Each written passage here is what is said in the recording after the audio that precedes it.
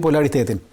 Ka filluar, po a do të pranohet kjo, se po themi, është multipolariteti sfidon në një farë mënyre rendin aktual i cili drejtohet aktualisht nga Shtetet Bashkuara të Amerikës. Dhe ky sinkronizim që kanë bërë dy superfuqi aktualisht, siç është Kina dhe Rusia, si do materializohet ky multipolaritet? Kjo është multipolaritet është materializuar, prandaj u thash që duhet parë. Është materializuar, prandaj u thash që duhet parë filmi, serial dhe jo fotografia. Mos e nisni nga fundi, po niseni nga fillimi. Dhe si është materializuar? Kur u bë marrëveshja e parë në 97 nuk ishte të ndërtuar asgjë, ishte thjesht një marrëveshje për ndërtimin e një bote multipolare. Po. Më pas çfarë erdhi? Në vitin 2008, pas marrëveshjes së dytë, kemi krijimin e Organizatës së Shangajit, Organizatës Tregtare të Shangajit. Dakor. Nga Organizata Tregtare e Shangajit, pastaj kemi organizimin e BRICS-it në 2011. Pra në 2011 kemi organizimin e BRICS-it. Dhe BRICS-i dhe Shangaj funksionojnë në këtë multipolaritet. Pse funksionojnë në këtë multipolaritet? Sepse mjafton të shihni që një pjesë e shteteve të cilat janë aleate të kësaj botës unipolare, pra të kësaj perandorisë amerikane, janë anëtare edhe të Organizatës së Shangajit edhe të BRICS-it. Arabia Saudite, Emiratet e Bashkuara, Turqia. Po, kjo është e vërtetë. Pra, ky materializim ka ndodhur, ky multipolarizim, sepse ti vazhdon të jesh aleat me atë që pretendon që bota duhet të jetë një polare, por ama ti ke hyrë edhe tek ta që pretendon që bota duhet të jetë multipolare, sepse ty të intereson të ndërtosh autonomi strategjike, sepse në botën unipolare autonomia strategjike nuk funksionon. Dakor, sepse në botën unipolare nuk ka autonomi, në botën unipolare ka vetëm varësi, sepse është njëshi që përcakton autonominë. Kurse në botën multipolare ty të duhet autonomi, dhe autonomia të duhet në mënyrë strategjike, po si arrin autonomi në mënyrë strategjike? E arrin me fleksibilitet strategjik dhe ekonomik, dhe ky fleksibiliteti strategjik dhe ekonomik do të thonë që ti do të hysh në marrëdhënie ekonomike dhe ushtarake dhe materiale me shumë vende tjera. Po si hyet kjo? Atëherë ose do të hysh në marrëdhënie dypalshe, bilaterale, ose do të hysh në një organizatë, në një klub, pra siç është BRICS. BRICS është një klub ekonomik. Dakor. Nuk është një klub ideologjik. Pra të mos e ngatrojmë. Bota unipolare është ideologjike dhe bota unipolare Shtetet Bashkuara të Amerikës ka funksionuar me ideologji, sepse neve mendojmë se ideologjia është vetëm e majtë e djathtë, komunizëm, fashizëm, nuk është kjo ideologji. Ideologjia është edhe në vërtetë ideologjia që ka funksionuar në botën unipolare është ne të mirët ata të keqet. Pra kush është në këtë unipolaritetin tonë dhe kush është vasali i Shtetit Bashkuar të Amerikës është i miri, kush nuk është vasali i Shtetit Bashkuar të Amerikës është i keqi. Kjo është ideologji. I miri dhe i keqi është ideologji. Pra kjo ka funksionuar dhe kjo ideologji tashmë po bie poshtë, sepse këto vende siç e përmenda që ka edhe të tjera, India e gjithë ato, janë ka marrëdhënie strategjike me Shtetet Bashkuara të Amerikës, ka marrëdhënie strategjike me Izraelin, por ka marrëdhënie ekonomike me Iranin, që është armik i Shtetit Bashkuara të Amerikës dhe i Izraelit. Emiratet e Bashkuara Arabe janë antar me drejta plota të BRICS-it dhe të Organizatës së Shangajit. Kanë marrëdhënie strategjike me Shtetet Bashkuara të Amerikës, ushtarake me Shtetet Bashkuara të Amerikës, kanë marrëdhënie strategjike me Izraelin, kanë marrëdhënie ekonomike me Rusinë dhe kanë marrëdhënie ushtarake edhe me Kinën. Pse? Sepse kjo jep atyre një autonomi strategjike dhe fleksibilitet. Pra për këtë arsye zhvillohet kjo dhe kjo është materializuar në këtë aspekt. Pra këto dy organizata e kanë materializuar botën multipolare. Por lufta vazhdon. Lufta do të vazhdojë, sepse lufta do të vazhdojë, sepse lufta është vinte ajo që lufta do të vazhdojë për arsye se ai që kishte deri dje botën unipolare nuk po e pranon këtë multipolaritet dhe kërkon me të gjitha format dhe mënyrat që të tentojë deri në fund që ta zhbëjë këtë multipolaritet, i cili tashmë ka dhënë baza, ka vendosur baza sepse organizatat që ka krijuar, duke qenë se kanë hyrë edhe vende të tjera në këtë organizata dhe po lulëzon dhe po ecën kjo marrëdhënie. Dhe është një marrëdhënie ekonomike për të krijuar këtë stabilitet të autonomisë strategjike të vendeve të ndryshme. Atëherë ti je detyruar që në një moment caktuar, pavarësisht sa luftës që bën, ti e provon luftën në Iran, dështon, e provon luftën diku tjetër, dështon, e provon luftën në Ukrainë, do dështosh, pra mund të zgjasë, do dështosh. Dhe në atë moment kjo i vë vulën botës multipolare. Sepse në fund të fundit ti nuk ke më kapacitete për të bërë luftë deri në fund. Pra luftë pafundësisht nuk ke, sepse lufta e pafundme në Shtetet Bashkuara të Amerikës për ta bërë këtë do të çojë në një përplasje bërthamore. Dhe në një përplasje bërthamore atëherë nuk do të kemi më botë fare. Jo, por materializimi kanë fjalën. Materializimi ka ndodhur, mbyllja e luftës nuk ka ndodhur, nuk kemi thash, mos e shihni si një aleancë ushtarake, mos e shihni si një aleancë ideologjike. Në asnjë mënyrë BRICS-i nuk duhet parë në këtë aspekt, si një aleancë ideologjike dhe ushtarake, nuk është e tillë, as ideologjike dhe as ushtarake. Është një klub. Pra nuk është një aleancë, është një klub ekonomik. Dhe në klub ti hyn, klubin që e kam hapur unë, kam vetëm një rregull. Problemet e tua i lë jashtë klubit në momentin që hyn. Pra këtu ke hyrë për të bërë biznes. Hajde bëjmë biznes, sa ma shet, sa ta shes. Çfarë fiton, çfarë fitoj. Problemet e tua i lë jashtë klubit. Dritan, pra ky është ideja dhe për këtë ide ti shef që dhe çuditësh ku shef që India, Emiratet e Bashkuara Arabe, Malezia, shumë vende të tjera që në një anë kanë armik, shumë India është armik me Kinën për çështje toksore, për çështje integriteti, për çështje probleme të tjera. Po në anën tjetër është bashkëpunim strategjik ushtarak me Rusinë, e cila është aleate e Kinës. Pra ky është multipolariteti. Multipolariteti ngrihet me bazën e një sovranizmi. Po sovranizmi sot kërkon autonomi strategjike dhe pa këtë autonomia strategjike bëhet nëpërmjet fleksibilitetit strategjik. Dhe bota multipolare ofron këtë fleksibilitet multistrategjik dhe strategjik. Dhe nëpërmjet këtij fleksibiliteti strategjik ti krijon autonominë dhe kjo autonomi strategjike të jep ty atë të drejtën që ti thuash jo edhe gjithkujt. Ndërsa në një botë unipolare ti jo nuk e njeh. Po, e qartë. Fjala jo nuk bën pjesë në fjalor. Kurse në botën multipolare fjala jo bësh pjesë e fjalorit. Dritan, nisur në këtë rikonfigurim për cilin ti po flet, si e shikon aktualisht situatën në Ukrainë? Se do dalim edhe tek Irani, po si e vlerëson aktualisht gjendjen atje, ndërkohë që ka një lajm që është kapur një nga këto mjetet e dronët e spionazhit, po i them unë, britanik nga është interceptuar nga avionët rus apo po themi nga radarët rus, se duhet të jem korrekt kur ta citoj, se po ideja është si e vlerëson nisur nga kjo. Siç thash, pjesa e lufta në Ukrainë është pjesë e kësaj luftës të botës unipolare ndaj botës multipolare. Po, janë dy fronte që po përballen, po përballen në Ukrainë. Në Ukrainë, Iran dhe kudo. Ukraina po paguan tekat e botës unipolare. Kjo është e qartë. Edhe është ajo që po e paguan me gjak, me njerëz, me ekonomi, me gjithçka. Pra dhe me zhbërje. Mund të mërit deri në një zhbërje të një shteti, sepse ti kur humbet një sasi territorit, pra ka edhe humbje territoriale. Mund shkohet edhe deri aty. Jo, ka vajtur deri aty, por arsye se aktualisht Rusia kontrollon 20%, pra e ka aneksuar 20% të territorit. Pra e ka aneksuar 20% të territorit. E qartë. Kështu që kjo ka humbur dhe do vazhdoj aneksimi i territorit derisa rusët të marrin Odesën. Në momentin që rusët do marrin Odesën, kjo do mbyllet. Pse rusëve duhet Odesa? Për shkak të detit Zi. Pra që në mes nesër deti Zi të kthehet në një liçen të Rusisë. Dhe pse ju duhet? Sepse këtu në Krime, këtu në Sevastopol të Krimes, është baza ushtarake detare, një nga bazat më të mëdha ushtarake detare, flota e detit Zi, që përcakton dhe nuk mundet në një armiqësi të tillë të vazhdueshme 4 vjeçare, 5 vjeçare me Ukrainën. Nesër ti nuk mund të lejosh një territor këtu që ta mbajë sërish Ukraina ku nesër e zëm se u mbyll lufta, u arrit një paqe, u arrit një marrëveshje. Ti do të kesh këtu njerëz, grupe njerëzish, të cilët normalisht me drejtën e tyre, ata thonë nesër unë do ta lëshoj një dron, do të lëshoj një raketë, do të lëshoj një anije dhe ai ti del me ai ta godet anijen. Dhe ti nuk e ç'i bën një personi, është një person, është një grup njerëzish, 5 veta, 6 veta, 10 veta, pra dhe për ta eliminuar këtë dëm që ai të shkakton, e cila të shkakton dëm ekonomik, ushtarak dhe politik dhe gjeopolitik në arenën ndërkombëtare, atëherë çfarë? Ti do ta marrësh këtë territor. Prandaj lufta do të vazhdojë derisa Rusia do të marrë këtë territor. Dhe ajo që ka ndodhur, që juve thoni ka ndodhur, po, në këtë territor, këtu ku jemi në detin e Zi, ka qenë duke fluturuar një avion RC-135 i flotës luftarake detare angleze. Është avion zbulimi i flotës. Avion zbulimi. Po, është avion zbulimi i madh që bën zbulim deri në 200 kilometra. Pra, nga lartësia 10.000 metra, ai arrin të shohë deri 200 kilometra, pra ka qenë diku këtu dhe 200 kilometra. Në këtë moment, rusët kanë ngritur 2 avion ushtarak, një Su-35 dhe Su-27. Su-35 janë nisur nga këtu. Po janë nisur nga bazat e Krimes. Dhe Su-25 dhe 37 e kanë interceptuar avionin e zbulimit anglez.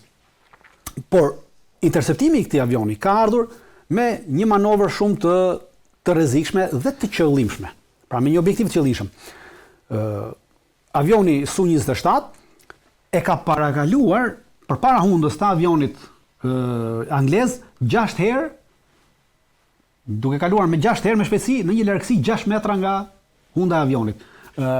Unë duhet se kam dërguar një foto. Ka një foto aty të avionit të regjia. Po. Ta kemi idenë edhe njerëzit. Dhe ky është avioni. Po. Dhe ky është avioni Su-27 që ka ardhur. Pra avioni Su-27 ka ardhur, ka dalë tu përpara në largësi 6 metra. 6 metra? 6 metra nga unda. Dhe në këtë largësi 6 metra, çka ka bërë? Këto janë gazrat që dalin nga fundi reaktiv. Ky është fundi reaktiv i avionit. Po. Dhe këto janë gazrat që nxjerr avioni. Këto gazra në këtë moment e kanë nxehtësinë 600 gradë Celsius. 600 gradë. Po, 600 gradë Celsius. Dhe ka lëshuar këto gazrat në nxehtësinë 600 gradë Celsius. Temperatura e avionit e strukturës së avionit që shihni, në lartësinë 10 metra është -55 gradë, temperatura jashtme. Po. Pra ky 600 gradë ka goditur këtë -55 gradë. Në këtë moment, ligjet e termodinamikës janë kthyer në armë. Pra çka ka bërë? Rusia, avioni ka kthyer ligjet e termodinamikës në armë. Pra është një gjë, sikur ti ta marrësh një person të ngrirë dhe ta futësh më njëherë në ujë të ngrohtë. Çfarë do bësh? Ai do të thyhet si qelçi. Po. Dhe kjo termodinamikë e kthyer në armë, çka ka bërë? Duke qenë se i thyer atëherë, e para i ke humbur avionit fluturimin e tij aerodinamik. Pra i ke humbur aerodinamizmin e tij me këtë goditje që i ke bërë. E dyta, kjo goditje çka ka bërë? Ka shkatërruar të gjithë perfeksionin e antenave. Antenat e zbulimit janë antena milimetrike. Pra ti ke humbur mundësinë e zbulimit, ti ke humbur gjeometrinë milimetrike antenave për të zbuluar atë që ato po zbulonin. Se ja ku ka ndodhur? Pra shive ka ndodhur këtu. Shihni ku është? Po. Pra këtu se gjitha është në Odessa. Këtu ku po flisnim.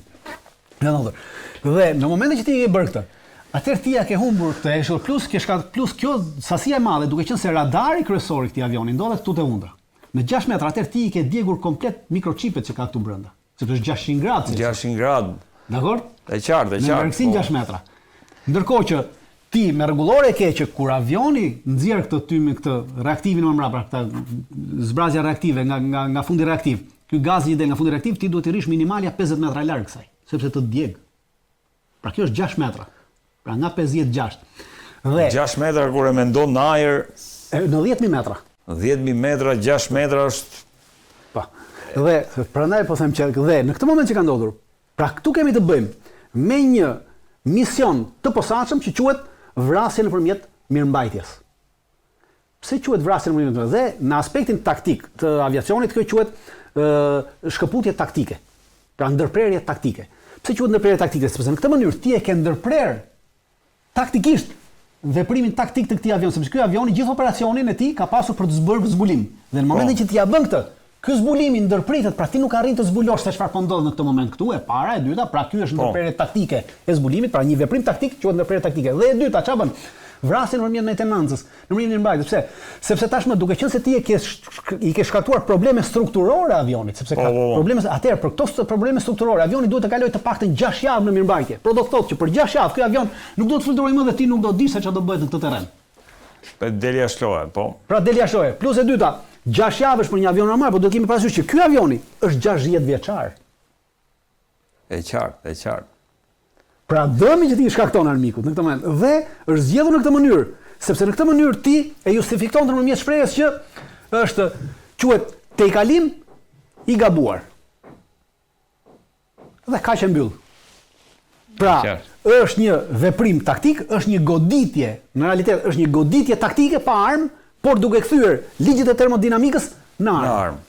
Ka qenë dhe ky avioni tjetër. Po, sepse është një Su-35, një Su-27. Su-35 aty, Su-27. Të dy avionet kanë qenë të pajisur me raketa ajër dhe me raketa që ndjekin edhe rrezet e radarëve, pra raketa që ndjekin edhe rrezën e radarëve me pra, edhe në rast se nuk ta kap avionin, në rast se ti ndez radarin, atëherë raketa ndjek avionin dhe godet radarin. Pra kanë qenë pajisur me këto raketa. Dhe kanë qenë aq afër nuk kanë përdorur armë, po thua. Ka pasur nevojë të përdorësh raketat, të përdorësh armët, sepse kanë kthyer ligjet e termodinamikës i kanë kthyer në armë dhe kanë shkaktuar dëm më të madh. Interesant. Se sa kjo. Interesant shumë. Të falenderoj për këtë shpjegimin dritan se po bëhen njerëzit edhe ekspert ushtarak në sajt këtyre shpjegimeve, se kur i takojmë personalisht shumë njerëz janë aftësuar shumë në interpretimin e këtij dimensioni të ri. Është gjë mirë sa më shumë të dinë aq më kollaj e bëjnë edhe vetë analizën gjeopolitike dhe Edhe neve nuk gënjejmë dot më.